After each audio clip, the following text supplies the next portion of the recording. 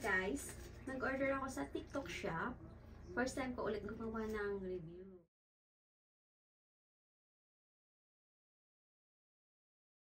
So, bali ito yung nabili ko doon sa TikTok shop.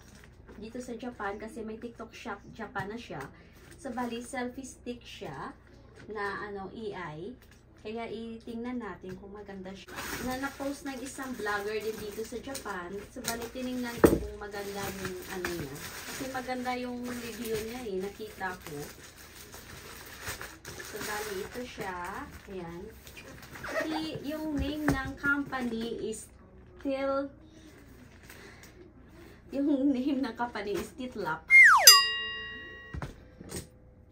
So, bali i-unbox natin.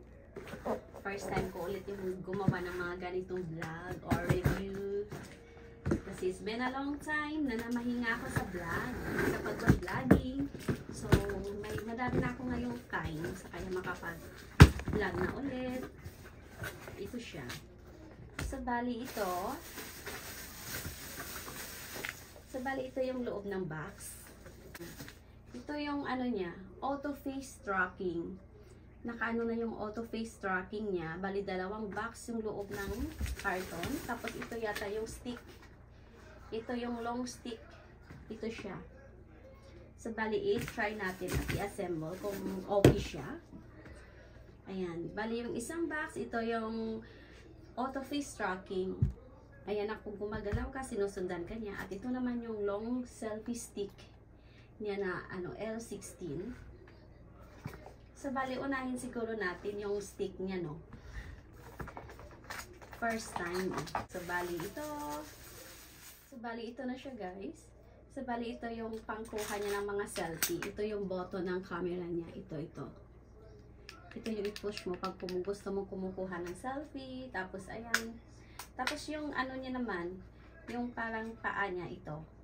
Ito yung paa niya. Bali, mo siya pag ganon. Ayan. Alito siya. Pag ganon siya. So, bali, dito mo ilalagay yung camera mo, yung cellphone mo, tapos ganon. Tapos, mag-a-adjust pa siya. At least, safe yung mo, na hindi siya nalalaglag. Kasi, stable, yung tatlong paa niya talaga, pag i-ganon mo siya, nakalapat siya. Kaya ganon. Ang ganda niya. So, ito guys, para mapatayo nyo siya, yung dito niya na straw, luwagan nyo lang or i-adjust nyo para bumaba siya at tumaas. Tapos, ito din yung lock niya sa gilid. Higpitan din yung straw. Ayan, i-open mo siya. Tapos, kung gusto, ayan, higpitan para hindi malaglag yung cellphone. Nakaganon na siya. Tapos, ito yung, pag iset mo ng timer, ito siya. I-click mo yung gitna, may camera siya na iPhone. So, pag-click mo, ayan, tapos na, may picture ka na. Siya. So, bali ito siya.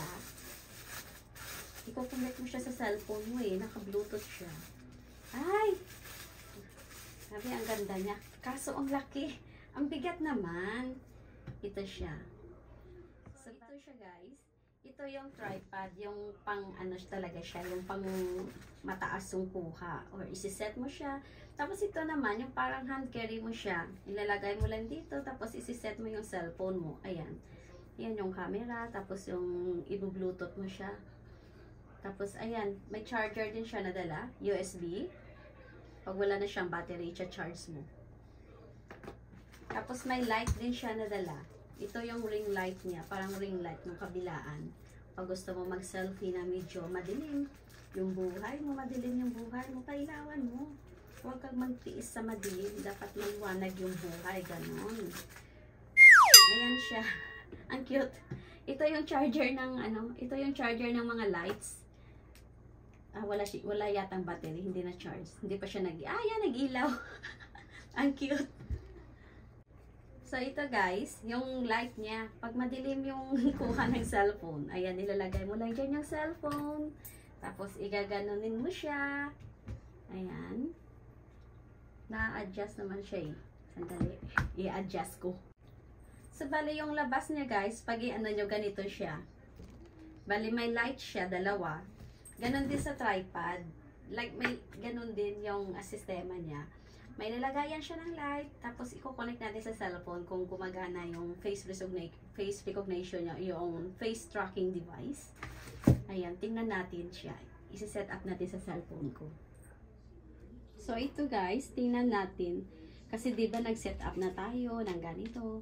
Kaya tingnan natin yung face recognition kung talagang naaano ako. Kung nare-recognize yung face ko, kung gumagalaw siya. Kaya ilagay natin. Tapos, ibibidyo natin. Kung iikot talaga siya. Hanggang nakukuha niya ako na umiikot talaga siya. Ay, umiikot niya.